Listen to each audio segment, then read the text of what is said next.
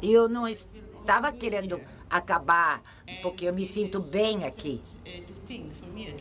E para mim é triste pensar que é nosso último encontro. Eu já me acostumei a sair todo dia e saber que o dia depois a gente ia se encontrar às 2 horas. Nós temos muito para fazer e quando tem muito para fazer eu tenho tendência a esquecer as coisas. E eu queria agradecer a Tânia e Lulu e todo mundo aqui por ter me recebido. Foi uma experiência maravilhosa para mim e eu quero agradecer vocês que são tão ativos, tão bons. Eu quero agradecer a Mrs. Perlman, minha tradutora, e ela está fazendo um belo trabalho.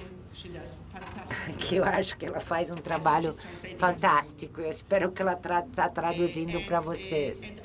E para todas as pequenas coisas, como este birimbau que eu acabei de receber, eu estava dizendo para a Janete antes de começar hoje, que uma vez quando eu viajava, eu sempre estava surpresa com as coisas diferentes. Eu vi, agora estou surpreendido como as coisas são similares hoje em dia em todo lugar do mundo. E coisas assim, que são únicas do lugar, são muito importantes. Então eu vou começar.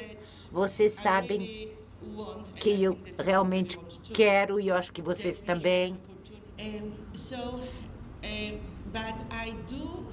Mas eu sinto que eu tenho que arrumar as coisas antes de nós começarmos a falar.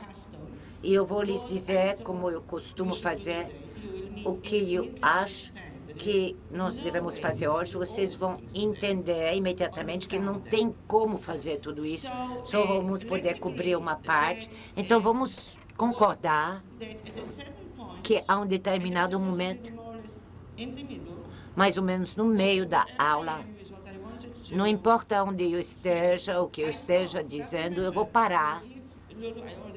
Eu já dei para Lulu um PowerPoint cheio com tudo meu trabalho, e aí nós vamos passar para um modo de conversa. Só para lembrar-lhes, porque é sempre importante, os nossos objetivos eram isso. Eu não preciso reler, porque eu já estou relendo desde o início do curso, mas eu gostaria de recapitular o que nós fizemos. Aí eu introduzi uma maneira de falar,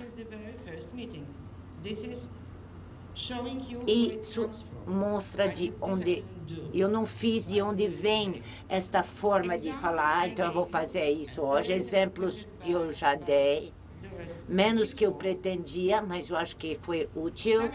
Alguma experiência e que vocês vão tentar adquirir, e nós vamos falar hoje de possíveis projetos e o que nós vamos fazer hoje, que já começamos antes, e com a ajuda de suas perguntas vamos continuar fazendo na parte de discussão, refletir sobre princípios, vantagens e desvantagens, e o que ainda não está claro no contexto que eu apresentei. Então, o plano da aula, que eu não vou conseguir acabar, é primeiro um resumo rápido do que foi falado e complementos que faltaram, um pouco sobre para que serve tudo isso. Eu vou começar com a prática da matematização, porque eu acho que o mais importante, eu acho que nós precisamos pensar do que fazemos teoreticamente. Se tivermos tempo, não sei se vamos ter, nós vamos falar de consequências para pesquisa, e aí vai ser a vez de vocês, e eu vou falar de possíveis tópicos, e vocês podem a qualquer momento propor mudar a ordem, que eu pare de falar e que vocês entram na discussão. Isso está nas suas mãos. E sem mais demora, eu vou falar desta primeira coisa, que o resumo e complemento com o que eu não fiz. Vai ser um pouco pesado, mas eu espero que vocês não comeram muito no almoço, então vocês não vão adormecer. Então, em geral, do que estamos falando aqui? Do que falamos durante estes dias todos? Eu falei que minha intenção era apresentar um outro modo de falar de matemática, o aprendizado de matemática, o ensino de matemática, formas de falar. E meu foco, minha noção-chave era o discurso de comunicação, e eu gostaria de enfatizar a mudança que eu queria que nós fizéssemos do modo de falar, de relação entre o discurso e pensar e aprender a matemática. Porque eu acho que todo mundo hoje está fazendo em discurso quando fala de educação matemática. Se vocês olhar, por exemplo, nos princípios e padrões americanos do qual todo mundo está falando, você tem um discurso em toda a página. Dizem que é importante que os alunos participam neste discurso para aprender matemática. Mas, dizendo as coisas deste modo, nós assinalamos que nós temos um problema dualístico. Tem a matemática e tem o discurso, que é uma comunicação, e são separados. Eu não sei para vocês, mas quando eu era aluna na escola, eu não conversava durante as aulas de matemáticas. Eu correspondia com o meu professor por escrito, e o professor falava com quadro negro e não necessariamente conosco, falando com ela mesma e o quadro. Então, é uma mudança quando falam que os alunos devem falar matemática, mas é uma visão dupla de matemática e comunicação como duas coisas diferentes. O que eu sugeri é uma visão sem dualidade, onde a matemática é um tipo de discurso. É claro que eu estou utilizando o discurso de forma mais ampla, não só a conversação, é qualquer tipo de comunicação. Pode ser falada escrita com outros, comigo mesmo, em tempo real. Pode ser que você falar alguma coisa hoje e eu respondo amanhã, não importa. Mas a matemática faz parte dessa comunicação. Aí que está a mudança. A nossa conversa diária é dualística. As pessoas pensam que a matemática e o discurso são duas coisas diferentes. O que eu quero dizer é que a matemática está inserida na comunicação porque é um tipo de comunicação. Aqui é o nosso glossário, nossas ideias principais, matemática como discurso, aprendizagem é modificar este discurso, e aí as 4 características de qualquer discurso, que se vocês olhassem para elas, vocês começam a encontrar diferenças entre diferentes discursos, e se vocês especificam características únicas do discurso matemática, seu vocabulário único, ferramentas, o que você vê quando você faz matemática e como você utiliza isso, tem narrativas unidas. É isso que todos os matemáticos dizem. E é único o método de fazer as coisas. É claro, não falamos muito sobre isso. Tem muitos discursos matemáticos e, em geral, é uma coisa vaga, não tem saliências, mas nós temos que distinguir entre esses discursos. Quando as coisas são importantes, tudo aqui é importante, mas as rotinas são importantes, são padrões discursivos e tudo tem regras que especificam como fazer as coisas e regras que especificam quando fazer as coisas, em que situações. A escola é muito boa para ensinar como fazer as coisas, mas muito ruim para ensinar quando fazer as coisas. Não porque a escola é negligente, mas porque para poder ensinar quando você tem que fazer aquilo, quando tem que ser feito. E a escola não é um mercado, não é sua casa, mesmo que às vezes pretendemos que a escola nada ajuda. As crianças têm as suas ideias justificadas do que se esperam delas. E não é a mesma coisa que se esperam deles do supermercado, apesar que você pode falar para eles como professor que eles não vão acreditar. Nós precisamos pensar em 3 tipos de rotinas, do modo que pensamos.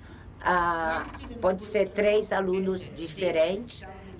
Um aluno pode agir, uma coisa que modifica o ambiente, outro como exploração, uma coisa que endorça uma narrativa, e o outro como um ritual, algo que se faz porque se espera isso dele, e mais nada. E falamos de 2 níveis de aprendizagem, o nível do objeto, e o nível do objeto é o nível quando o conceitos principais foram introduzidos como funções, tivemos exemplos, manipulações, e agora o objetivo é estudar novos tipos de funções cada vez, porque são importantes. Este é o aprendizagem a nível de objeto, quando o mundo que você está explorando já existe para você, mas você precisa mais coisas e você precisa saber mais sobre o mundo. Aqui o exemplo, a criança já conhece os números naturais e começa a explorá-los. E o nível de meta-aprendizagem, o nível de aprendizagem meta é aprender como resultado da mudança que existe no mundo que você está explorando. Matemático é diferente da biologia ou da física. Pelo menos a nível escolar. Depois, não tanto, mas a nível escolar.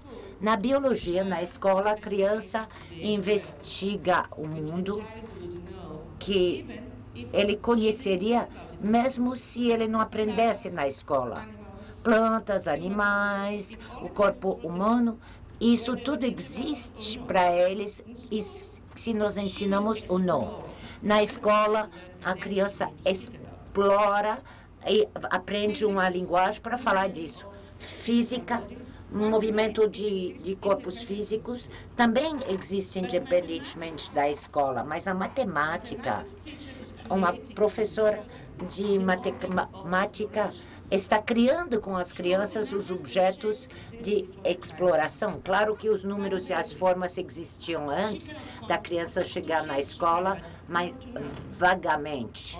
Ela não pode apontar para certos números. Função, a criança nunca viu antes de chegar na escola. Você anda na escola, você encontra um gato. Você anda na rua, não encontra uma função. Então, estamos criando um mundo matemático enquanto falamos. Isso é o ponto. E este mundo, de vez em quando, muda. Nós mudamos eles, mudamos as regras do jogo.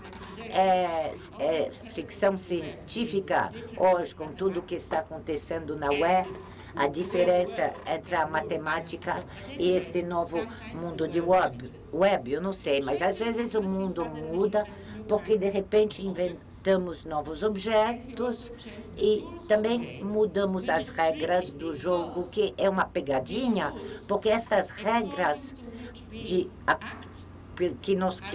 ditam nosso comportamento não são explícitos. Agimos em função dessas regras, mas não formulamos eles explicitamente. Quando mudamos, falamos, até ontem fizemos isso deste modo e agora vamos fazer assim. Não. Os professores não estão conscientes, raramente estão conscientes que estão mudando as regras.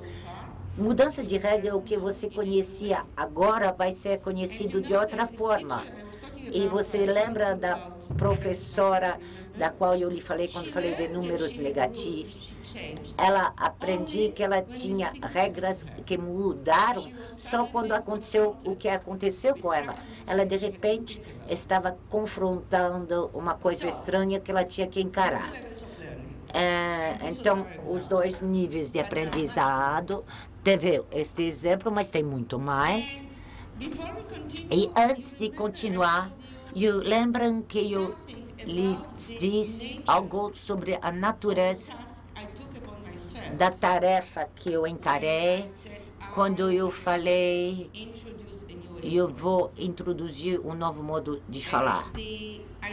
A ideia era definir. Quando eu falei que a matemática é um discurso, não é para falar isso é empírico, eu declaro isso, veja se isso é verdadeiro. Era para dizer que é assim que eu defino a matemática. Então, a tarefa era uma tarefa de definir. E quando você define, as regras continuam. Então, você tem que explicar de onde vem a definição, quais são as suas presunções básicas, derivar suas definições de suas presunções e checar se isso tudo é aceitável e ver se tudo este grande esforço de dar uma nova definição para uma coisa antiga é útil. E eu espero que isso que fizemos funciona. É aceitável, seria aceitável porque cobre mais ou menos o que nós queremos dizer quando falamos de matemática. Matemática, eu vou falar um pouco disso hoje, eu vou adicionar também um pouco da utilidade hoje, mas vocês viram todos os exemplos de investigação, então talvez vocês já devem entender. E eu ainda não falei de onde vem e como eu derivo destas presunções. Eu vou falar disso hoje. Alguma pergunta até agora? Era só um resumo até agora.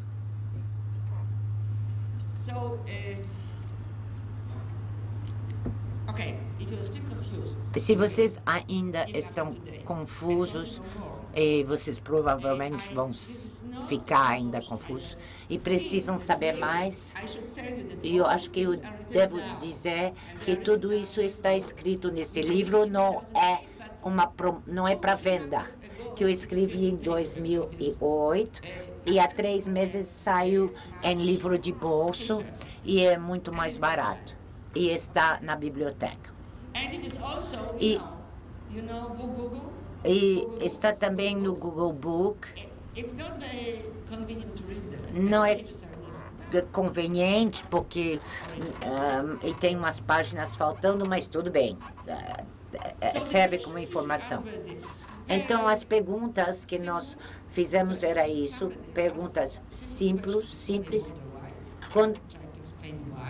Quando se pergunta questões tão simples, as pessoas se perguntam por quê. E primeiro, eu quero falar de alguns nomes, eu não vou ir a fundo em todos, de pessoas cujos escritos vocês talvez queiram olhar se vocês procuram inspiração. Tem muito mais nomes. Muitas inspirações se juntaram aqui. Antes de vir aqui, eu acabei de escrever um pequeno papel de discurso e treinamento para a enciclopédia da ciência do aprendizagem que vai sair. E aí eu dei muito mais referências para qualquer abordagem de discurso. E vai estar disponível para vocês também. Primeiro, tem duas pessoas, uma que vocês devem conhecer e a outra que você deve ter ouvido falar. E eu acho que alguns de vocês leram ele. Vygotsky é um deles. E Wittgenstein, o filósofo inglês, Wittgenstein. Para mim, os pensamentos dos dois se juntam perfeitamente. O Wittgenstein teve duas abordagens na vida. Eu não conheço nenhum contato direto entre os dois. O Wittgenstein era mais novo. Eu não acho que ele conhecia o Vygotsky. E esses são meus duas maiores inspirações. Eu vou falar deles daqui a pouco. Tem outros. Um é o filósofo ainda vivo, Ron Haré, que era de Oxford. Agora eu acho que ele está nos Estados Unidos, ou talvez nos dois. Ele fez muita coisa, mas ele tem um livro com outro autor, Gillet, que fala da mente, diz que se chama mente discursiva. Isso tudo está no meu papel. O que é muito perto do que Wittgenstein e Vygotsky falou. E tem também o Michael Holliday, que é um linguista que agora vive na Austrália, que criou um novo ramo de linguística que se chama linguística funcional sistêmica, que cuida do discurso como a arena principal dos acontecimentos sociais. Eu não vou falar de Halliday, mas vocês devem saber que são pessoas que devem ler quando a gente quer falar de discurso no sentido que a gente trabalhou esses dias. E esta resposta que eu estava dando sem falar explicitamente durante todas as nossas aulas, que o pensamento humano é uma forma individualizada de relações interpessoais. Agora eu vou falar de duas direções diferentes na história do pensamento que é relevante para nós. Nós estamos na educação matemática, exploramos o que acontece quando as pessoas aprendem e ensinam matemática, e eu vou falar de duas coisas em filosofia, sociologia, pensamento social, que tudo isso se juntou dentro da história, sobre o qual criamos a nossa ideia. Então, a pergunta era, lembrem-se, o que é aprendizagem? O que é pensamento? Não importa quem você é, o que você responde, e isso é verdadeiro para todos na história que encararam esta pergunta. A aprendizagem muda. A pergunta é o que muda quando as pessoas aprendem. E na resposta, o que muda quando as pessoas aprendem? Os comportamentistas falaram que muda o comportamento humano, sem falar de cérebro. Cognitivistas falaram outra coisa. E eu vou agora, aqueles que se inspiraram nesta pessoa, vocês o reconhecem? Talvez é difícil, porque aqui você vê ele relativamente jovem, você o conhece somente como uma pessoa velha. E graças a Deus que ele chegou à idade mais avançada. Isso era Piaget quando era jovem. Mas pode pensar que é Sherlock Holmes. A sua resposta era que o que muda, ele utilizou nomes diferentes. Conhecimento, conceitos, pensamentos, todos eles precisam. É por isso que se chama de aquisição. É algo fora que adquirimos. E isso é verdadeiro mesmo em Piaget, porque ele falou de construir nas nossas cabeças. Mas a inspiração vinha de fora. Era necessária.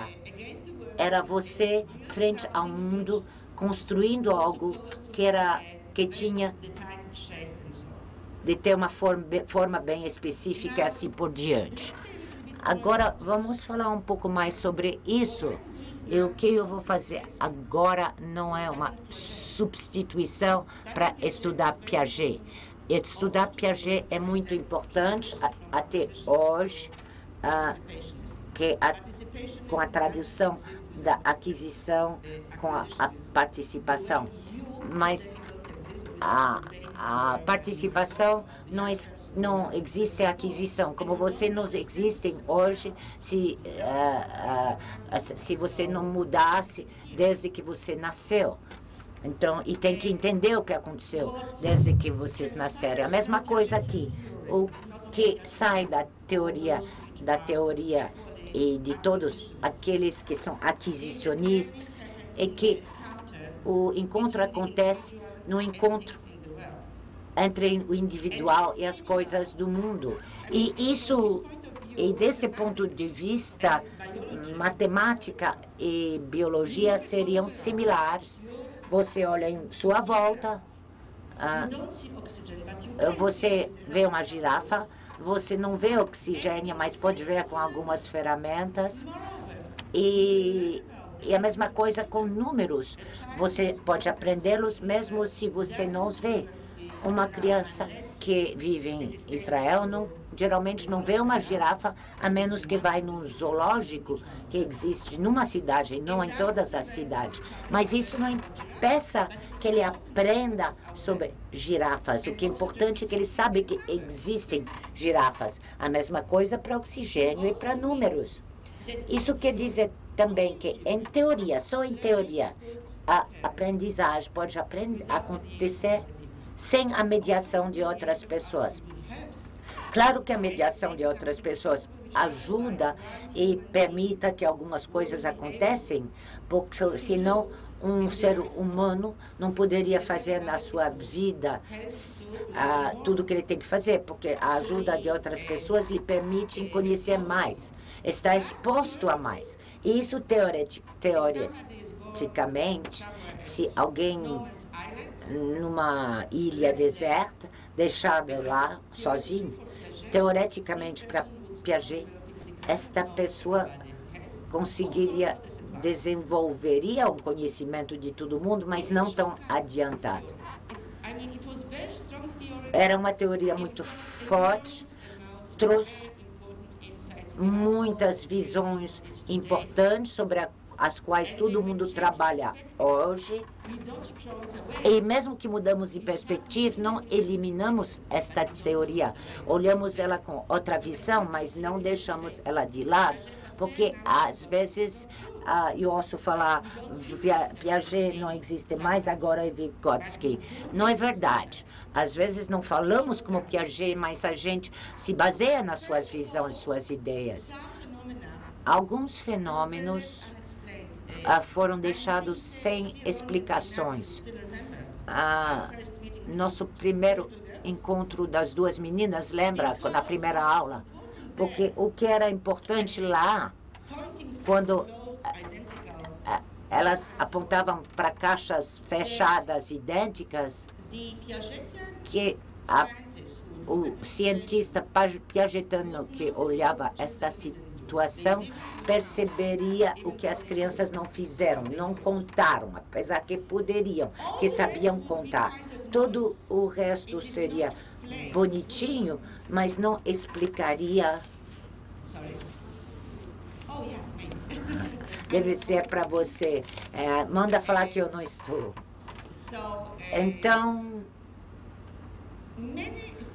muitas coisas não se encaixavam na teoria, foram deixados do lado. Então, quando falamos a linguagem de Piaget, falamos o que as crianças não fazem, mas não explicamos o que elas fazem. E isso é muito importante. E agora, um momento delicado. Se você pensa nisso, se a aprendizagem é entre eu e o mundo desde o meu nascimento, é muito difícil explicar como as atividades humanas mudam através da história. Porque aí cada novo ser humano reproduz o que foi feito antes. Como os pássaros não mudam o jeito de construir o seu ninho de uma geração para outra. Leões não mudam o seu modo de caçar para seus alimentos de uma geração para outra. Nós mudamos. Nós mudamos de uma geração para outra. Mudamos até numa vida. Quando eu nasci, eu não preciso falar, isso não existiu e isso mudou nossa vida completamente. Nós acumulamos mudanças e acumulamos complexidades. E a teoria de Piaget não está equipado para enfrentar a pergunta o que é. É único para nós humanos fazer isso, porque nós podemos acumular mudanças. E depois vem esta resposta participacionista. Então, esta pessoa surge, e eu já apresentei ele para vocês, Vygotsky, e a sua resposta à pergunta o que muda quando aprendemos é que não nada que está aqui na cabeça ou no mundo, o que muda é a atividade humana, o modo de vida, a prática, o discurso, se você quer. Pode ser chamado de muitas coisas que eu não acho que Vygotsky utilizou. Ele não falou de participação, a atividade veio dele, mas não é ele que clonou, mas era isso que ele quis dizer. O que muda é a forma como fazemos as coisas, e isso é aprendizagem. Não só a forma de fazer as coisas, não tudo, não como eu coço minha cabeça, pode até ser, mas isso não é o ponto principal. A atividade é um certo padrão particular, repetitivo, de fazer as coisas que desenvolvemos e passamos à próxima geração e que nós desenvolvemos em cima.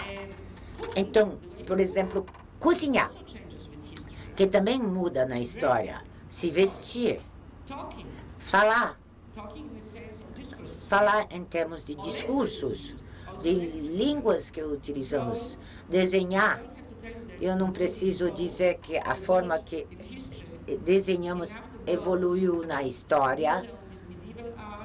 Vocês vêm da época medieval até a arte moderna para ver a diferença colossal de desenhar. O modo que fazemos e utilizamos ferramentas. Todas estas atividades mudam na história. E Vygotsky falou que a aprendizagem humana muda e quando o indivíduo participa em mais atividade. Esta aprendizagem humana única é a declaração de individualização de modos historicamente estabelecidos, padrões de fazer as coisas. E o que quer dizer individualização? Individualização quer dizer Eu vou explicar depois. Mas primeiro eu quero dar a definição condensada. É o desenvolvimento de seu agenciamento como um participante numa forma de fazer, numa determinada atividade. Lembra ontem, quando eu falei de os alunos antigos e novos, e eu disse que os alunos novos aprendiam matemática para que fosse um discurso para eles mesmos. Eles queriam agenciar seu discurso. E eles queriam que este discurso se tornasse o próprio discurso deles para resolver seus problemas. Por exemplo, quando você aprende um idioma, inglês, por exemplo, você quer aprender inglês de modo a poder utilizá-lo quando você quer pensar neste idioma e agenciar este idioma. Se você, assim, cantar em inglês ou falar em frase em inglês, só falando sim ou não, não resolve, não é um discurso, não é um agenciamento de um idioma. É a mesma coisa para matemática. Você pode aprender matemática para responder aos exames finais, de modo que o professor está convencido que eu sei, eu não tenho que me convencer de nada, ou aprendemos para ter uma nova ferramenta para fazer as coisas. E quando eu sei este tipo de matemática, deste modo de novo ferramenta, eu crio uma nova. Quando eu crio uma nova casa, eu não tenho que estar na mão de um matemático ou um engenheiro, porque eu posso fazer meus próprios cálculos, desenhar minhas próprias plantas, fazer a minha própria avaliação do custo da construção. E eu estou usando o discurso matemático para mim mesmo. Agora, mais uma palavra sobre como acontece esta individualização.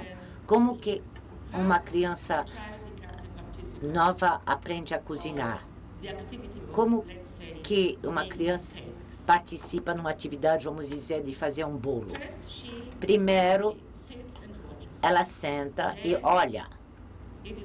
Depois, a mãe deixa ela misturar. Acho que já dei este exemplo.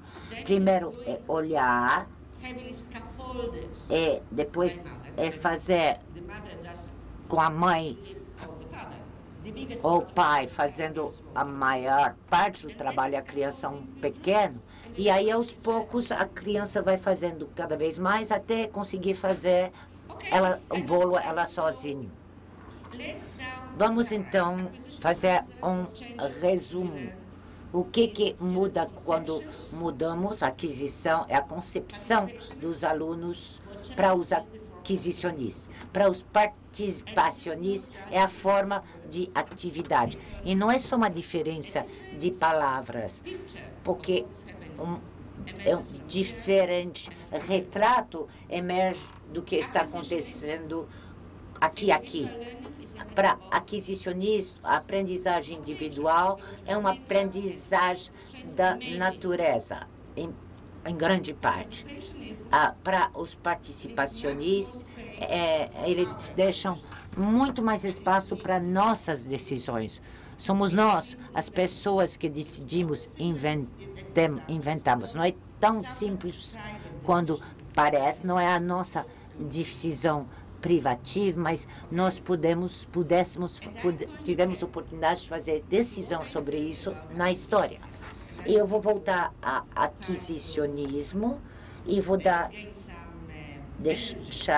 um pouco de tempo para a vocês para se refazer enquanto eu mostro estes slides. Então, o que muda na transição de aquisição à participação? Estas são minhas caracterizações e acusações do participacionismo. Este é o que temos e isso que tem que melhorar. Então, o que tem no participacionismo? Eu falei antes que aprender acontece para eles no encontro de eu, indivíduo, com as coisas no mundo que existe independentemente de nós. Para os participacionistas, primeiro, na primeira fileira, eles colocam nosso contato com outras crianças.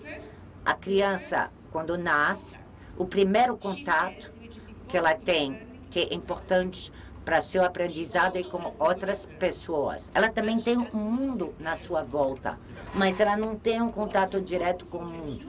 O que é importante para seu aprendizagem humano é o que vem de pessoas, outras pessoas, que também tem que ajudá-la a enfrentar o mundo. Porque se ela aprender de pessoas coisas que ela não vai enfrentar o mundo, se uma pessoa diz que ela pode atravessar a parede, ela não vai aprender isso. O que os outros lhe ensinam tem que passar o teste da realidade. Vygotsky tem uma frase muito bonita no livro Mind Society, que ele diz que o caminho do objeto até a criança passa por outras pessoas, outros seres humanos. E eu diz que a participação em teoria é aprender sem as outras pessoas. Por definição, se mudar a atividade é atividade humana, você precisa dos outros, porque você não acha atividade no fundo do oceano ou numa caverna, só em contato com outras pessoas. Então, esta inabilidade de explicar certos fenômenos ocorreu. No primeiro dia, eu falei de como você pode, porque as meninas escolheram as caixas fechadas, que as crianças não estavam fazendo exatamente o que nós estamos pedindo. Nós pedimos qual caixa tem mais, mas o que eles entenderam é brinca com a caixa ou pega a caixa para você. Então, deu para dar algum tipo de explicações.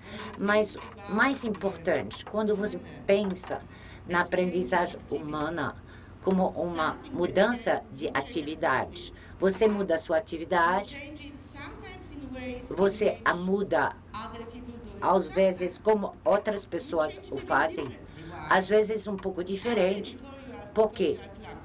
Porque você é desajeitado, talvez, e não entende o que as outras pessoas querem de você, ou porque você quer melhorar. Se você é um pesquisador, você quer melhorar. Se você é um cientista, você quer melhorar. Se você é um matemático, você quer melhorar. Às vezes, se quer melhorar porque é uma pessoa criativa. E seu modo diferente de fazer pode ser adotado por outros e se tornar uma modificação para todo mundo. Então, eu acredito que esta teoria explica bem melhor como nossas atividades mudaram através da história.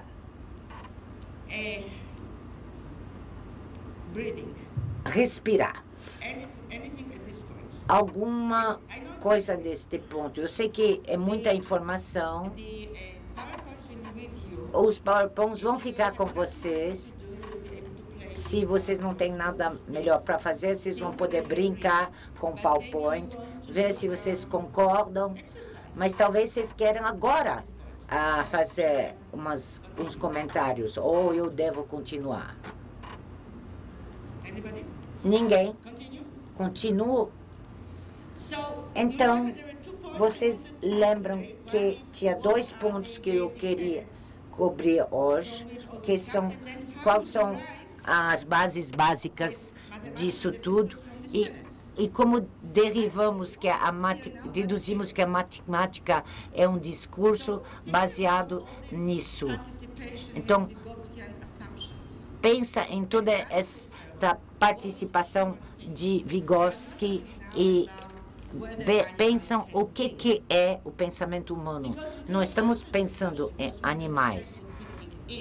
A gente nunca falou o que é o pensamento. E o que é estranho para mim é que muitos filósofos debatem a questão do que se os animais pensam, mas eles não definem o pensamento. Então, agora podemos definir o que é o pensamento e, em cima deste princípio, construir.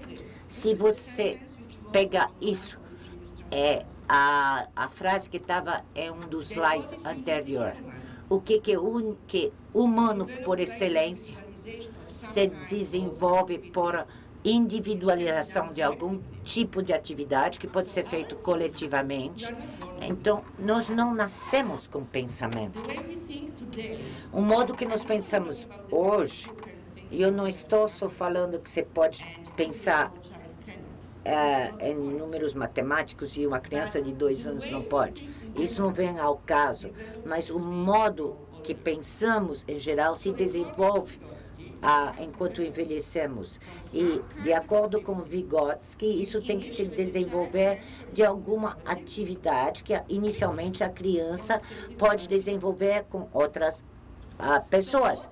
Pensar em contato com outras pessoas. Então, qual é a atividade que podemos fazer coletivamente para a criança poder olhar, ouvir e começar a participar? Que possa fazer surgir o seu próprio pensamento, eventualmente. E algum candidato, cozinhar, não, talvez não. Construir casas, vocês não aprendemos a pensar olhando as pessoas construir casas. Mas tem um tipo de atividade a qual a criança é exposta desde o dia do seu nascimento, uma atividade coletiva, falar, comunicar com outras pessoas, comunicar um com os outros e comunicar com a criança. Nem uma mãe não fala porque a criança não entende o que vai falar. Ela fala muito. E hoje dizem que até tinha que pôr o microfone quando a criança está na barriga, para a criança já começar a desenvolver pensamento no útero. Então, tem uma comunicação humana e as crianças participam e são expostos passivamente desde o início a isso. E Piaget foi o primeiro a falar de um fenômeno, deste fenômeno. E o maior debate entre ele e Vygotsky era sobre este fenômeno que é relevante, da qual falamos, que é o discurso egocêntrico. Eu não estou falando da briga com o namorado. É sobre uma fala de uma criança que está falando alto, mas não está falando com ninguém, não está falando com você. Ela pode falar quando está sozinha no quarto. Piaget chamou isso de discurso, fala egocêntrica. As crianças, desde o início da fala até uma certa idade, 7 ou um pouco mais anos, eles falam muitas vezes para eles mesmos. E isso é a fala egocêntrica. Piaget falou, não é importante, é um acidente no crescimento. E Vygotsky falou, não, é o início do pensamento, só que ela faz para fora.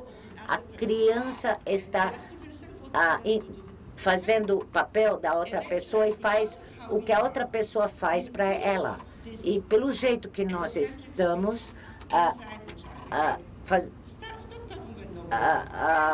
tiramos esta fala egocêntrica da criança e falamos, por que você está falando sozinho? E até recentemente, se eu falava comigo mesmo, as pessoas falavam que eu sou louca, mas hoje em dia todo mundo fala consigo mesmo. Não você. Você então é estranha. Lulu é a pessoa estranha porque não fala consigo mesmo. Hoje em dia todo mundo fala. Então, esta atividade coletiva, a comunicação que nos traz o pensamento, e mais geralmente o pensamento humano é uma versão privativa modificada de uma comunicação interpessoal, não precisa ser verbal. E o nome comognição, que eu às vezes utilizo, é uma combinação de comunicação e cognição, e está aqui para insistir no fato dessas duas coisas, comunicação e cognição, que são da mesma categoria.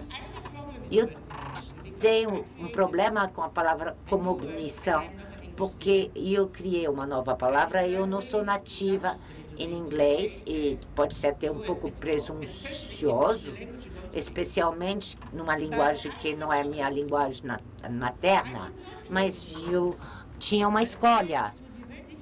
Se eu não criasse esta palavra nova, seria difícil de falar aquilo que eu queria falar. Ou eu poderia utilizar comunicação de modo novo, mas as pessoas não entenderiam, eles pensariam em comunicação como estão acostumados a pensar em comunicação.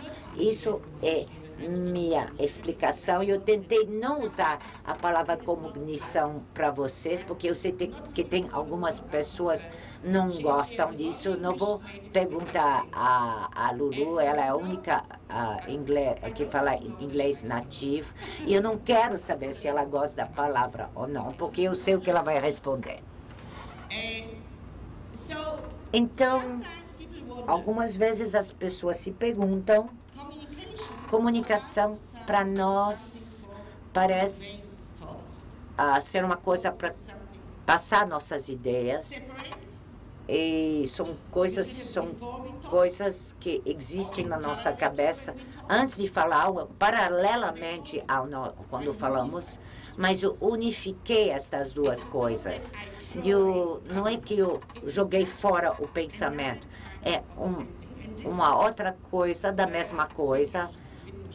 É aí que chega o Wittgenstein, porque eu acho que ele foi a primeira pessoa a falar, não em tantas palavras, mas mais ou menos a mesma coisa.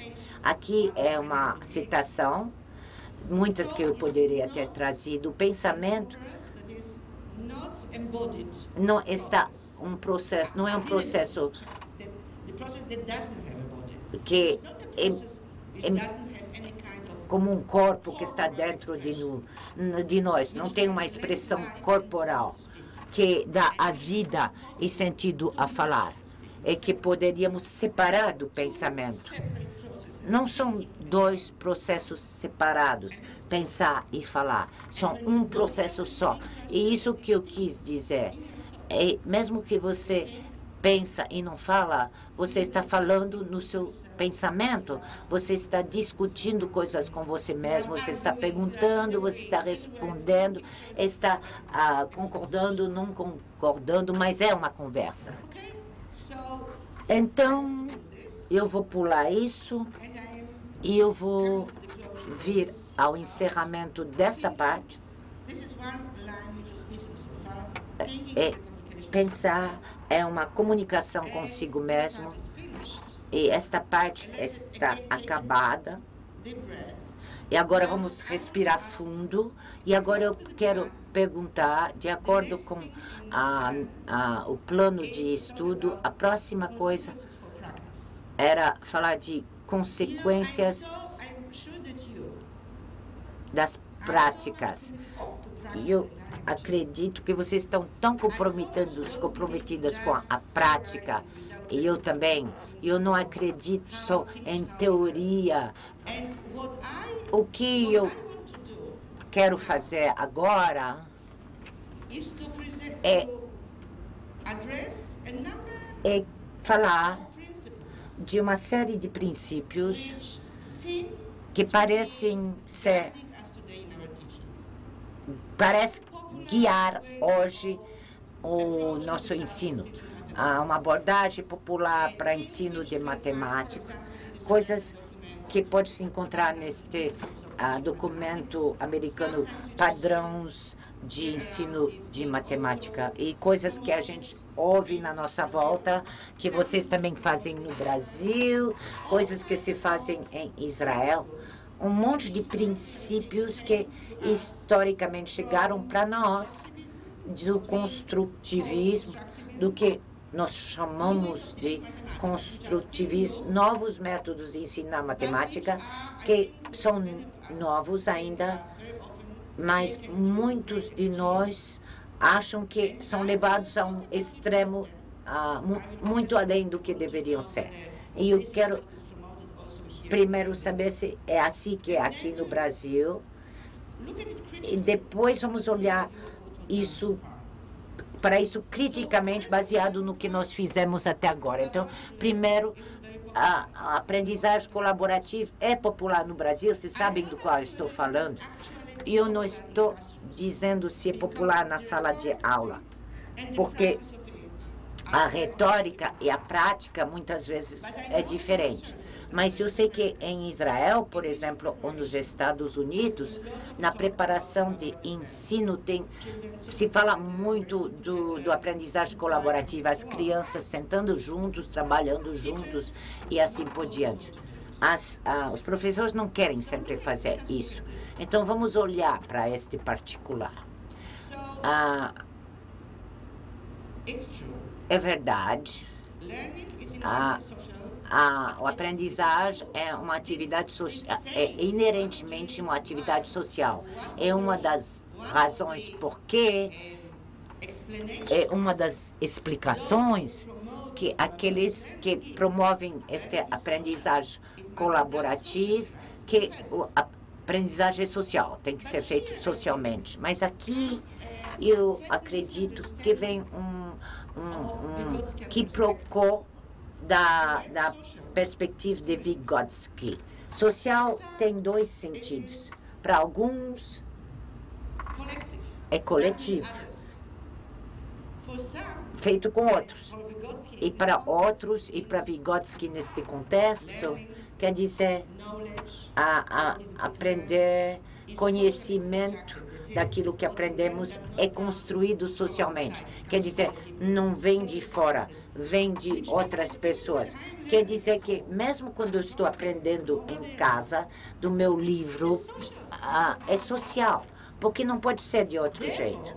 Portanto, já que o social não é coletivo nesta afirmação, neste conceito, dizer que tem que colaborar para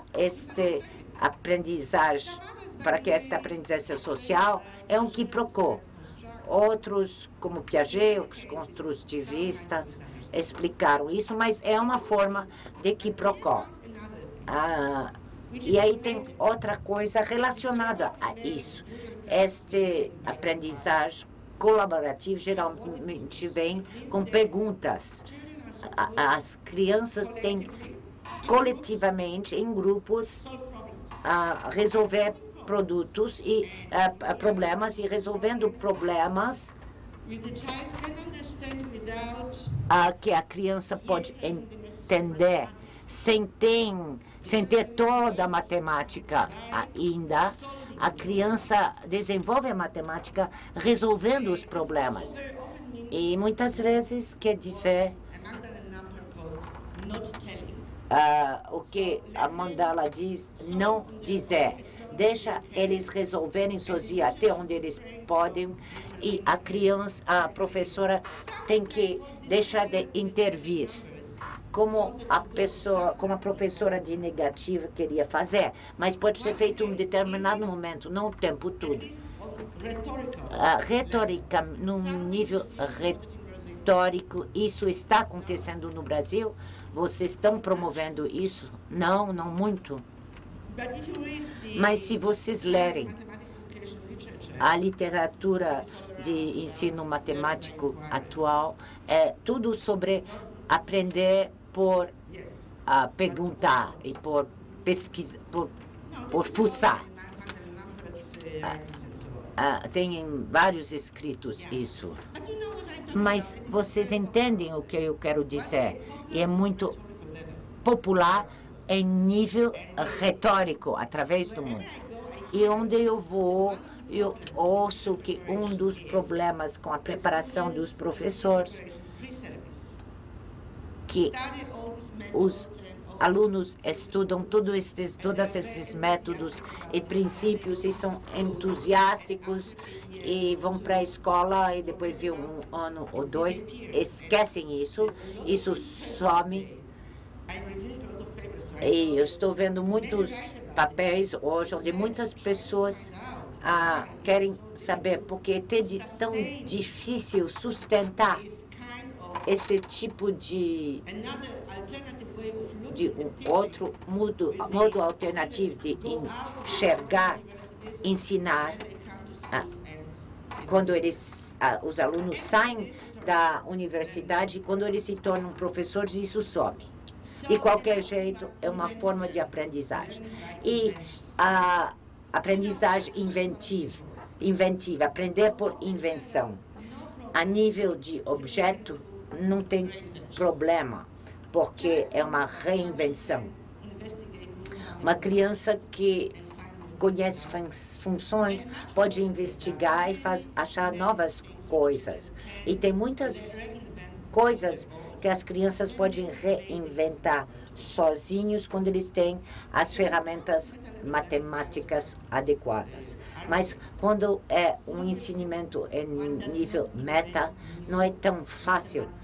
Não inventamos novas palavras matemáticas. Talvez inventamos, mas não se pode esperar reinventar as palavras que os matemáticos inventaram num devido momento. E porque tem muitas escolhas. E matemáticos fizeram uma escolha, mas podiam, em teoria, escolher diferentemente. Eles tinham sua razão, mas as crianças não sabem quais são essas razões. Então, a nível do objeto, pode haver reinvenção, porque tem uma necessidade lógica naquilo que a gente tem que achar. Mas não tem isso a inventar a nível meta. E aí tem outra coisa. O ensino em meta-level quer dizer novas coisas, novos objetos. Mas para construir esses objetos, você tem que participar no discurso. Você não pode participar se você não conhece os objetos. Então, é um círculo vicioso. Você tem que mudar as regras, mas para até querer mudar as regras, você tem que entender que as regras são úteis. E como que você sabe se elas são úteis sem usar o discurso? Então, é realmente um círculo vicioso. Então, o que você pode fazer? Quando chega a nível de aprendizagem em nível meta, como os números negativos, a gente viu o que aconteceu quando a professora falou para os alunos, inventa vocês uma coisa que eles não podiam inventar. E eu não sei se vocês pensaram um pouco mais sobre este exemplo, mas nós também não gostamos de dizer simplesmente para os alunos o que eles têm de fazer. Então, provavelmente o que é possível é que vocês combinem duas coisas. A aprendizagem a nível de objeto e o inventar um nível meta. Então, tem que haver uma demonstração do como se faz as coisas pelo professor. Eu não sei se vocês lembram um papel de Maglin and Lumpet em 1990, que fala sobre quando a questão e problema, eu não me lembro bem. Ela diz no fim, ensinar matemática é um pouco como ensinar dança. Você dança um pouco com eles e você diz um pouquinho para eles sobre a dança. E esta imitação de nível de objeto, a professora dança com eles. Ela mostra os passos, eles imitam, mas enquanto estão imitando e dançando com ela, eles tentam reinventar a nível meta. entender o que está sendo proposto, por que a professora está fazendo isso, quais são suas razões, e isso é a reinvenção em nível meta. Então, você faz uma imersão espontânea e você descobre, discursa, e a reinvenção é uma tentativa de descobrir regras meta sobre este novo discurso. E isso, ensinar não é só conhecimento técnico, mas também valores, algo que tem que ver com a ética, a nossa relação com o mundo em valores, sobre valores. Então, quando nós falamos que as crianças devem reinventar, estamos lhes dando o direito de fazer sua coisa própria. Estamos lhes mostrando respeito, mas às vezes isso nos leva muito além. E o respeito dele se torna a desrespeito para o professor. Porque o professor não tem que falar mais nada, e se fala, ele não é mais credível. Então, o que eu falo aqui, esta a tentativa constante de entender a razão do outro, tem algo a ver com respeito. Lembra que eu falei que ensinar e aprender é um acordo entre as partes.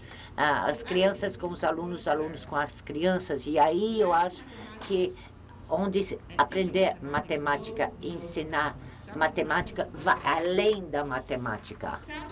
Algo que pode se perder facilmente se você for demais, além, com essas novas ideias de ensino. Então, o que a implicação aqui é que a aprendizagem de matemática em nível meta é viver com as pessoas com experiência, condições das pessoas poder imitar, entrar numa parte mais profunda, um conflito cognitivo que eu vou passar. E agora vou para o assunto de aprender com entender. E nós estamos quase no fim. Aprender é entender.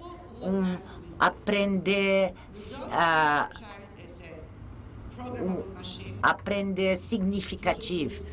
Todo mundo concorda. Você não quer a criança como um robô. Só faz exercício se não tem mais nada. Ele tem que entender o que está fazendo, o significado. Todo mundo concorda, mas aí o assunto é que tipo de ideia temos sobre o que é entender o que fazemos e o que precisamos para desenvolver este entendimento e quando. Então, uma coisa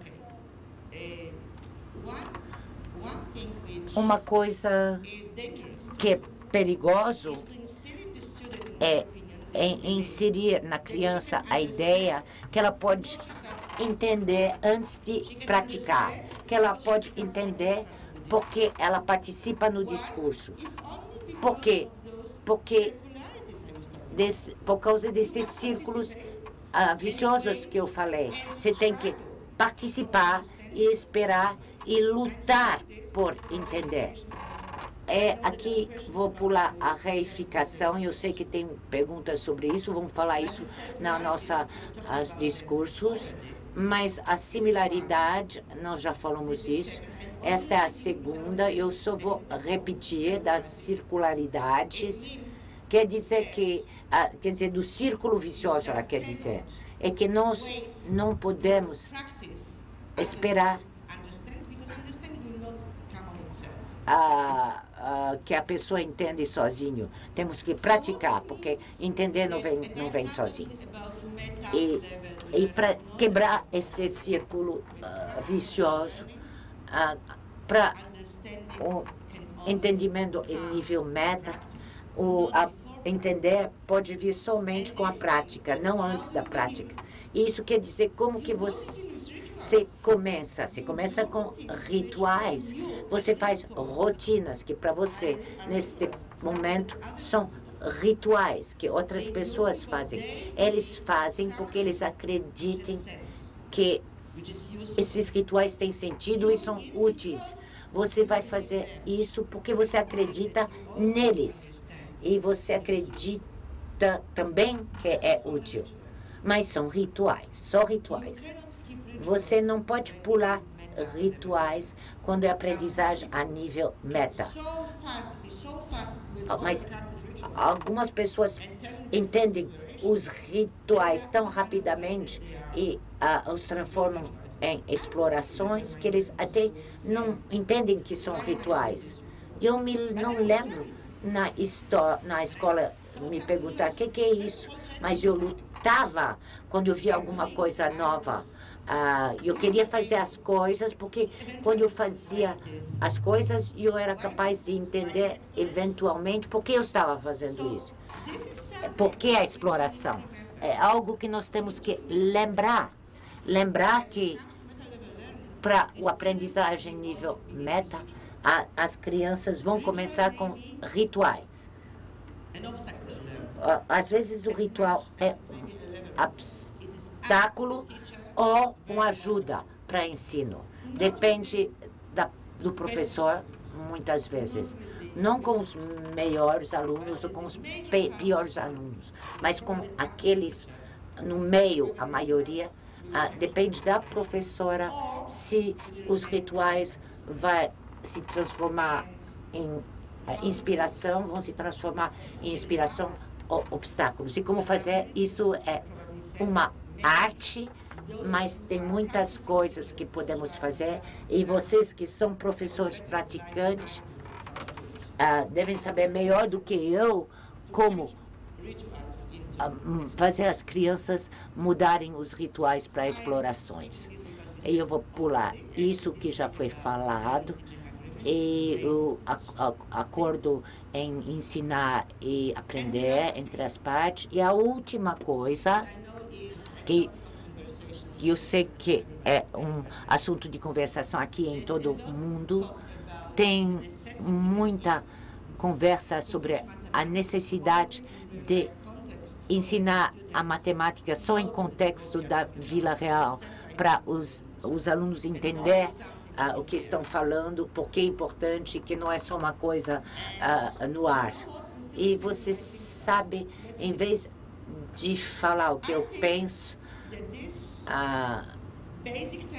vamos conversar sobre isso. Eu acho que estes princípios básicos que eu tentei apresentar em todos os nossos encontros também está implicado aqui, mas eu não vou dizer o que eu acho. Eu vou até deixar, se um de vocês querem fazer isso como dever, para discutir como este princípio pode até ser um tópico para os seus trabalhos finais. Mas o que eu vou mostrar antes do intervalo, eu vou dar uma lista de 15 princípios ou dogmas que eu escrevi numa página e que eu vou dar para vocês. Durante as nossas discussões aí, foi abordado o desenvolvimento histórico da álgebra e o desenvolvimento da aprendizagem de álgebra. Eu queria saber se a necessidade de expor essas duas formas de desenvolvimento da álgebra sugere que há alguma relação entre elas. Em outras palavras, o desenvolvimento histórico da álgebra se relaciona com o desenvolvimento da aprendizagem de álgebra? Eu não diria que o desenvolvimento histórico tem uma influência, mas eu acredito que tem uma relação entre os dois. Você sabe que tem um debate que acontecendo na educação matemática e na história da matemática, até que ponto o desenvolvimento histórico e aprendizagem pode ser similar ou diferente. E começou, não era a ideia de Piaget original, mas o Piaget repetiu esta famosa frase que ontogênia recapitula filogênia. O desenvolvimento individual repete o desenvolvimento da espécie. Históricos de matemática disseram depois, isso não pode ser verdadeiro. Mas eu acredito que tem paralelas muito importantes. Tem que haver, porque pelo modo como o discurso é construído. Então, é claro que o histórico individual não é o mesmo, porque não é a mesma coisa inventar desde o início ou aprender alguma coisa já inventada.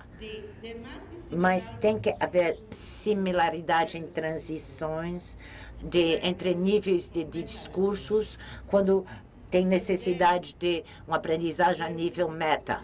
Porque aí tem uma dificuldade, você muda tudo, então tem dificuldade. Os matemáticos tiveram dificuldade e os alunos têm que ter as mesmas dificuldades. E é por isso que eu acho que olhar para a história é importante para nós, como professores, porque a história funciona como uma lupa que nos alerta para os pontos onde vai haver dificuldade, onde tem aprendizagem a nível meta. Se vocês olharem para a história dos números negativos, de números racionais, a história de teorias, tem muitos debates entre os matemáticos que vão em direções diferentes e não concordam, não aceitam, porque muda tudo para eles. Então, nesse sentido, a história nos ensina muito sobre as possíveis dificuldades em aprendizagem e aprendizagem a nível meta. Eu queria só aproveitar essa questão que a Cláudia colocou, do paralelo do desenvolvimento histórico da álgebra e do desenvolvimento da aprendizagem em álgebra, e colocar do ponto de vista do ensino. Então, se eu olhar por dois caminhos diferentes o desenvolvimento da álgebra, então, se eu entender o desenvolvimento da álgebra como objeto de preocupação durante esse desenvolvimento, eu posso dividir a álgebra em uma álgebra onde era voltado para a resolução de equações, e depois de um determinado momento histórico, a álgebra passou para um estudo de estruturas mais abstratas. Então, uma álgebra clássica e uma álgebra moderna. Mas eu também posso olhar o desenvolvimento da álgebra do ponto de vista da linguagem.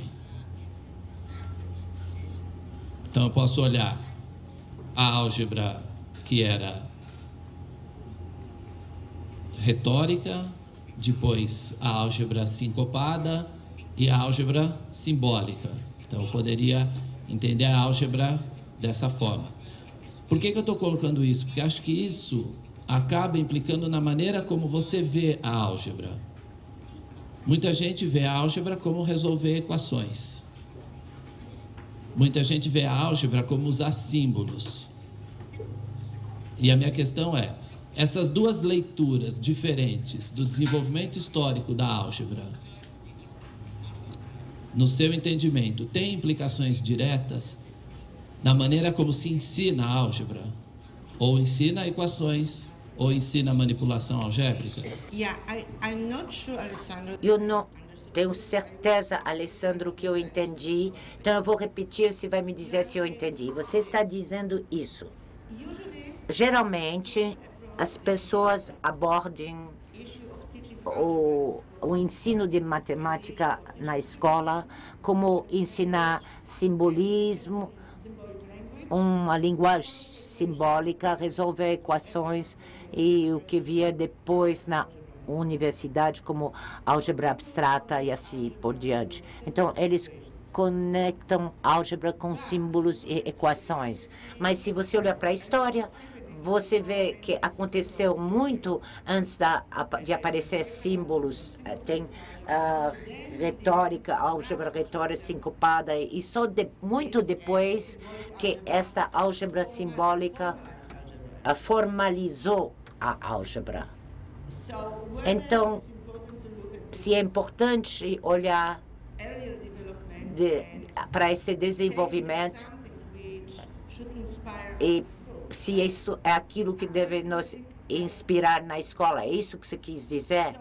Então, eu pensei que eu estava apresentando o seu ponto de vista naquilo que eu falei sobre álgebra, e eu realmente acredito que nós devemos enfatizar o que eu chamo de álgebra informal, que é exatamente o que as crianças podem fazer com sua linguagem natural, sem símbolos, só perguntando, e que essas perguntas depois com símbolos vão levar a escrever equações ou fórmulas para generalizar. Eu concordo completamente que esta lição histórica é muito importante para aquilo que nós podemos e devemos fazer na escola.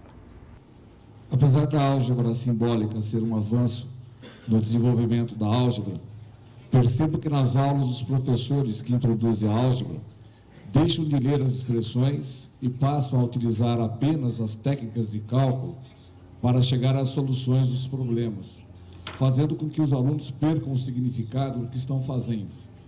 A resolução em língua natural não resgataria o sentido da escrita das expressões algébricas e da lógica matemática das expressões algébricas, aproximando os discursos? Eu só posso dizer que eu concordo. Isso é que eu tentava falar ontem, vocês talvez lembram. E eu estava falando de álgebra informal e álgebra formal.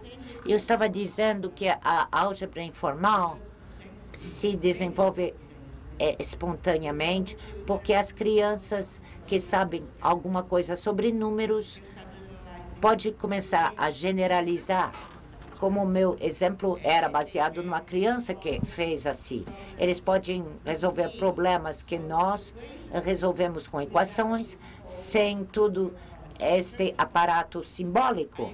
Então, eu concordo que as crianças podem fazer muito antes de entrar com símbolos. E o que você está dizendo é a desconexão, que quando entramos com os símbolos, não pedimos para ler as fórmulas em voz alta, não tentamos conectar isso ao que a criança conheceu antes, só fazemos manipulações com fórmulas. É verdade que isso acontece muitas vezes, e acredito que o que poderia trazer resultados bem melhor se ajudamos a desenvolver este discurso informal e depois desenvolvemos o simbólico fora, formalizando devagar. Eu concordo.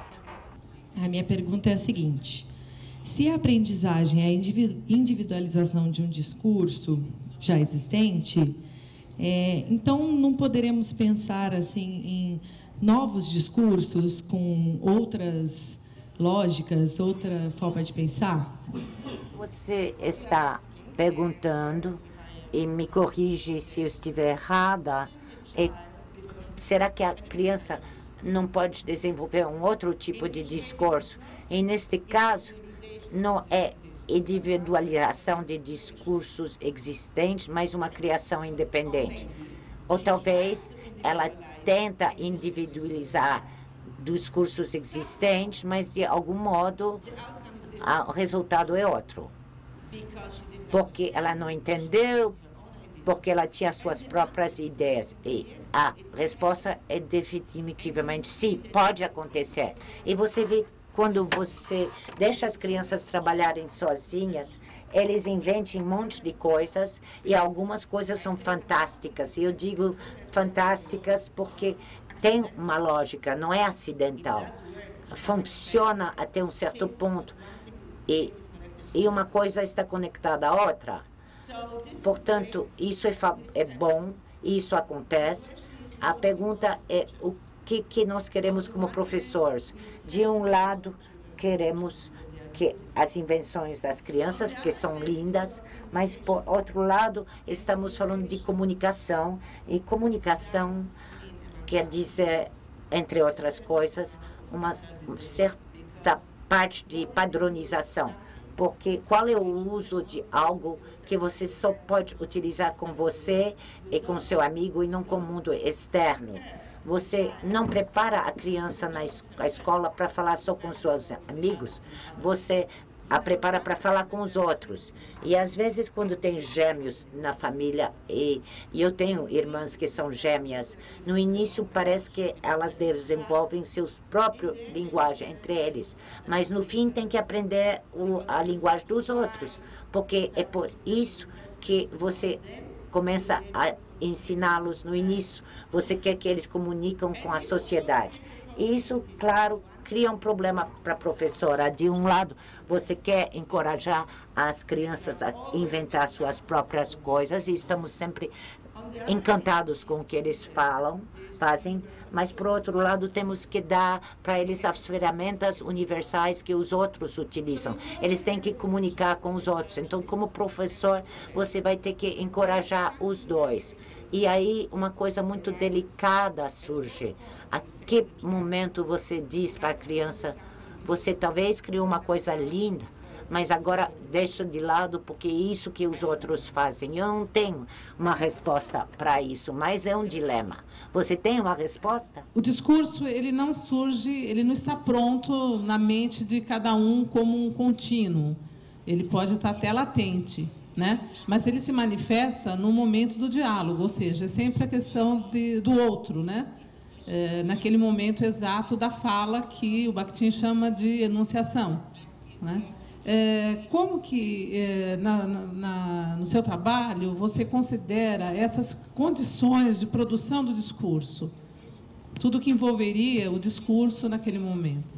Okay, I understand. I think that Eu acho que agora eu entendi o que você está querendo. Você está dizendo a criança ou o aluno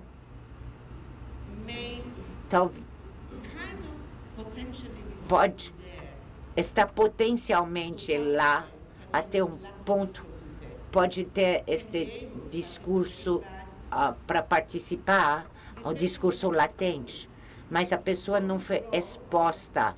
Qual é o papel de iniciação que vem de outras pessoas que querem levar esta pessoa à produção desse discurso? E eu acho que é muito importante. Não é que não produzimos discursos matemáticos quando não participamos com os outros. Eu sei que a vida toda na escola, eu era quase a única pessoa com a qual eu produzia discursos matemáticos falados. Era na minha cabeça, não era em voz alta, mas era falado porque eu estava formulando palavras, porque eu estava resolvendo problemas comigo mesmo. Então, eu estava produzindo discursos matemáticos, escrevendo em formas específicas, quando eu escrevia minhas soluções. E depois ia para a professora e mais ninguém. Nunca, na minha experiência escolar, eu realmente esteve engajado em produzir, como você diz, um discurso matemático com conversas com os outros. E você sabe que é isso que você quis dizer? É isso que você estava querendo dizer? Seria um pouco mais amplo, no sentido de que depende do lugar em que eu estou, do meu público ouvinte, do motivo que me fez estar ali, né? Uma série de outros fatores que me faz produzir um determinado discurso ou buscar um discurso no outro. Ok. Sim. Eu lembro também que você estava falando de um problema para um pesquisador. Como eu, como pesquisador, decido. É isso. Então, primeiro, eu concordo com você que nossos discursos são situados. Quer dizer, o tipo de discurso matemático que eu produzo depende de onde eu estou, com quem eu estou falando, e a expectativa da outra pessoa para o discurso nos qual estamos envolvidos. E vocês podem lembrar o exemplo que eu dei de crianças que resolviam o mesmo problema matemáticos de modos diferentes. em sala de aula de matemática ou de linguagem. Talvez você não estava lá. Meu exemplo era que crianças resolvem problemas matemáticos, 14 balões dividido em 4 crianças. Na aula de matemática falavam 2,5 e na aula de português 2 falavam 4 e 2 falavam 3. Produzimos discursos diferentes em situações diferentes. Então, como pesquisador, eu levo isso em consideração e meu relatório vai sempre levar em conta a situação na qual o discurso foi produzido. E se eu estou interessado em generalizar como a pessoa pode desempenhar matematicamente em diferentes situações, eu vou ir com essa pessoa em lugares diferentes. Eu não me satisfaria em esta usina de leite, ver as pessoas encher os caminhões e dizer depois que eles têm um discurso matemático fantástico, porque eu levaria eles a outra situação, sem leite, sem caixas, sem caminhões, e poria eles na mesma situação, algo como foi feito com Leif e Nunes e outros discursos diferentes.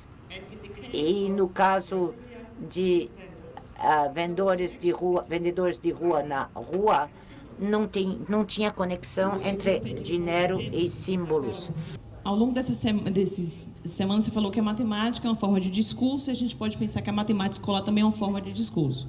E quando você fala assim, aprender matemática é uma individualização de uma forma de discurso historicamente estabelecido, então a gente pode pensar que aprender matemática é um processo que há um determinado controle sobre isso. Aí eu queria saber se no seu framework que você trabalha, se você tematiza essas relações de poder e controle no sentido de o aluno ter contato com o discurso da matemática. Porque se a gente for pensar na prática pedagógica do professor, há vários discursos que circulam e são discursos relacionados à matemática escolar e outros fora da matemática. Mas o professor, para que o aluno possa garantir que ele aprenda matemática, ele vai ter que fazer essa individualização desse discurso historicamente estabelecido. Então, a gente pode pensar em relações de poder e controle aí, nessa sala de aula. Eu queria saber se seu framework você tematiza isso. Quando eu estudei que influências em ensinar matemática na escola, que tipo de discurso está presente na sala de aula, usamos palavras como manipulação, controle, poder. Palavras muito importantes que também transmitem um tipo de, eu acredito, posição de sua parte, na qual você diz, porque temos que ensinar este tipo de discurso, porque tem tantas opções, porque nós fazemos isso. Ok, então estamos entrando numa área completamente diferente, uma área de políticas e de poder e de interesse de quem estamos trabalhando na escola e por quê. E isso é algo que pertence. Se você quer falar sobre isso, continuando a conversa que nós tivemos agora, no mesmo tipo de discurso, podemos falar de algo que eu já falei de outro ponto de vista ontem, influências interdiscursivas. Na escola, na sala de aula, pensamos que estamos lidando com só um discurso, o discurso matemático que queremos trazer para os alunos. Mas o que acontece é uma invisível interação constante, imperceptível com outros discursos que estão lá em geral. Então, por exemplo, tem o discurso de como valorizamos as pessoas dentro da sala de aula. Eles com notas, seu desempenho matemático, se eles fazem, se eles têm habilidade ou não, mas necessariamente, a gente não necessariamente sabe que o aprendizagem realmente é e como pode ser diagnosticado.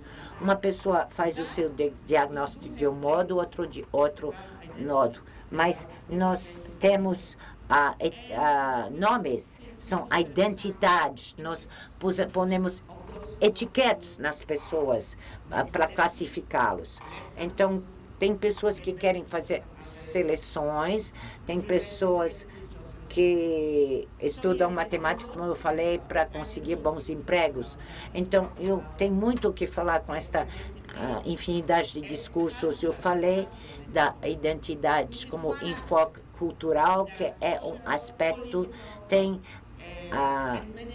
aspectos sociais, políticos, e muitos tipos de influências que podem ser tratados como discurso, porque são discursos. E se estes discursos entram na sala de aula, não somente porque alguém deu instruções para os professores para fazer isso, mas porque os professores também participam sem saber desses outros discursos e trazem eles para a sala de aula. É muito interessante. Eu tenho uns trabalhos sobre olhar as pessoas ensinando na sala de aula e ver como, sem perceber, eles perpetuam certas ideias e certas normas que eles rejeitariam se eles estivessem conscientes de estar fazendo isso. Como eles respondem às crianças que têm uma ideia e afastam esta ideia.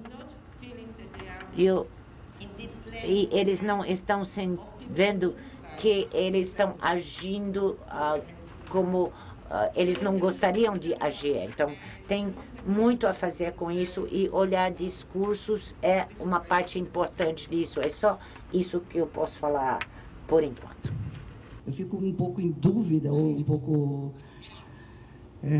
sentindo uma certa angústia quando quase tudo que tratamos, quando se fala de aprendizagem, a gente, na hora dos exemplos, a gente vai para a escola, para as crianças aprendendo, e a gente não fala e não trata da aprendizagem num nível um pouco mais superior, que não precisa ser um nível de pesquisador ou de investigação, uma sala de aula mesmo, e que é o que nos angustia quando a gente está em sala de aula, né? Que temos alunos que já passaram por uns processos, que muito provavelmente não têm esse discurso matemático e tal. Bom, mas a questão que eu estava me querendo ver, e eu não tenho muita certeza se eu vou conseguir expor, do lado do aprendiz. Se ele, num nível assim, não num nível tão inicial, mas que ele já detém algum conhecimento conceitual ou até metacognitivo, mas será que não tem outros processos mentais, de conexões mentais, meio rede, hipertexto, de forma que, mesmo que ele não consiga verbalizar isso, ele está efetivando uma aprendizagem? E eu não tenho certeza que eu entendi. Então, me ajuda aqui. Você está dizendo... O que eu entendi é que,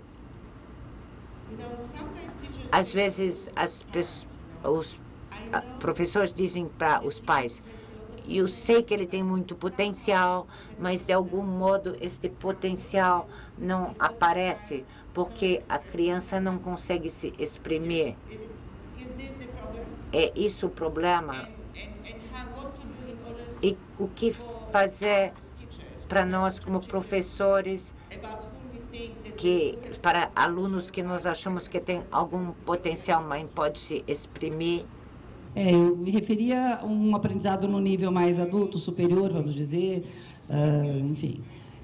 Mas, de qualquer forma, se você der continuidade nesse raciocínio, do ponto de vista de uma criança que efetiva a aprendizagem, mas ela não consegue verbalizar isto, mas isso está acontecendo, pode estar acontecendo. Eu acho que hoje, principalmente num momento assim de situação de era da informática e coisa assim, Os processos cognitivos, eu acho que estão mudando. Tem uma coisa de estrutura mental, de rede, hipertexto, e aquilo é rápido. E não dá para dizer que a gente vai conseguir só efetivar o aprendizado se a gente conseguir esse discurso matematicamente construído, ok. Eu acho que tem uma outra forma que pode estar vindo aí que a gente ainda não consegue detectar. Não sei se estou sendo claro, é uma angústia que eu tenho. Que tem modos novos de pensar e utilizar ferramentas novas que podem estar abrindo possibilidades que da qual não temos consciência hoje, mas uma coisa que eu quero dizer sobre isso é que, geralmente, quando tem algo de novo, e eu participei nesta evolução tecnológica de matemática, educação e tudo isso desde o início em 76, desde 76, a primeira coisa é que olhamos aquilo que sempre queremos conseguir e perguntamos como vamos conseguir isso com as novas ferramentas. E você pensa agora que com as novas ferramentas, não só os antigos objetivos, obter os objetivos vai mudar e até os objetivos e talvez o discurso matemático vai ser diferente. Talvez vamos ter formas de discurso completamente diferentes que vão nos fornecer as mesmas necessidades e outras necessidades vão surgir. Você mencionou acho que do segundo encontro ou no primeiro encontro, 2 níveis de aprendizagem, o nível objeto e o metanível. E pelo que você apresentou, eu compreendi que esse caráter circular faz um objeto passar a nível e a meta, depois esse meta numa outra situação é um objeto e conduz a outro meta. Nesse caminho, de que matemática a gente está falando lá em cima, lá no final, né? Metamatemática? Solange, você sabe que é o problema da matemática e metamatemática, a palavra, é o problema que eu descobri, eu acho, com a metacognição. Nós estamos falando como se fossem 2 níveis. Um nível é o metanível, a cognição e metacognição. E o ponto é que cada nível tem seu metanível, que o metanível também é um discurso que tem seu metanível. Cognição tem sua metacognição, a metacognição tem sua metacognição e assim por diante.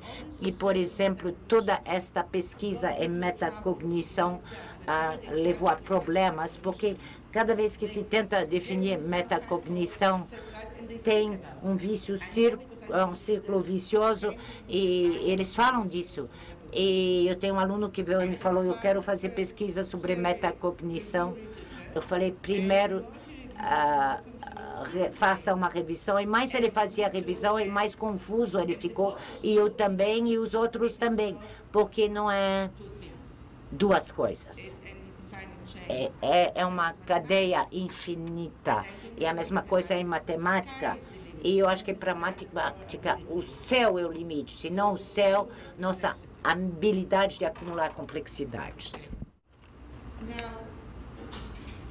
Agora, eu não gostaria de falar em nome dos organizadores desse seminário, mas eu diria que o que eu vou propor são propostas e que se alguém tem uma ideia diferente, eu acho que esta pessoa é capaz de provar que a ideia tem alguma coisa a ver com este curso, então tudo bem. E eu posso dizer para você, Lulu, se você recebe propostas que você não tem certeza, eu estou disposta a ver. Eu estou ligado a e-mail e Skype e eu respondo a tudo. Se você quer perguntar, eu faço. Minhas propostas são de 3 tipos de trabalhos.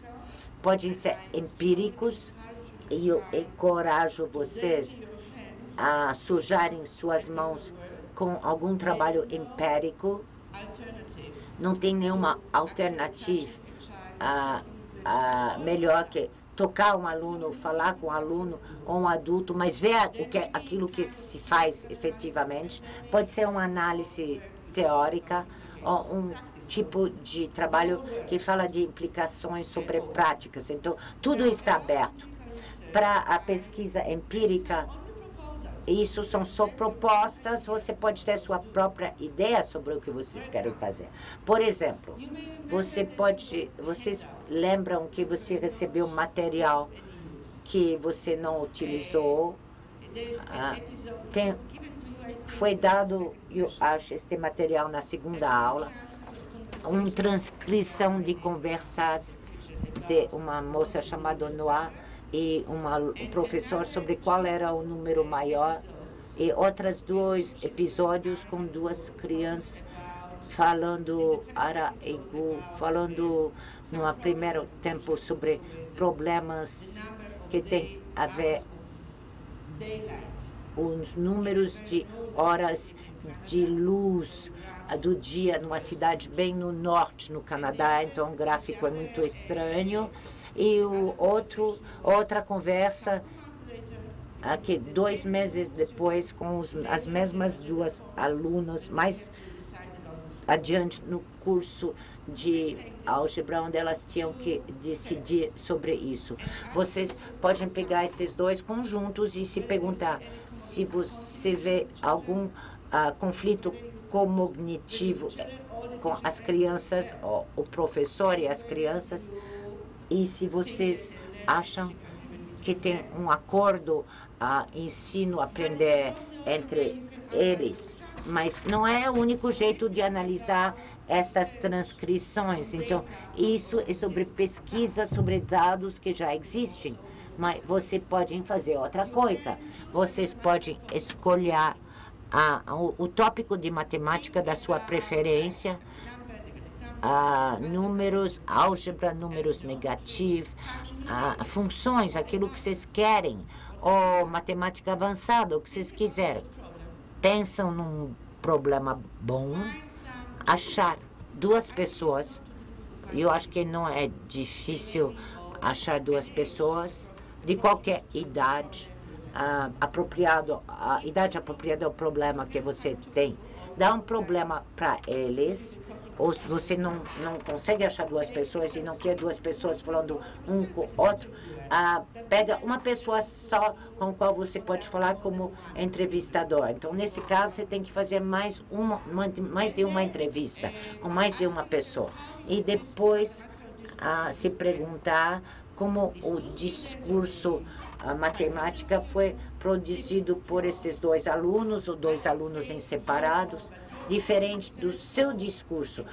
O seu discurso em termos de um discurso matemático canônico, que você esperaria de alguém que já estudou isso na escola. Como achar diferenças? Olham para os usos das palavras. Será que eles utilizam as palavras como você utiliza? Como objetos ou não? Objetos, rotinas são iguais ou não? Eles têm a mesma narrativa ou não?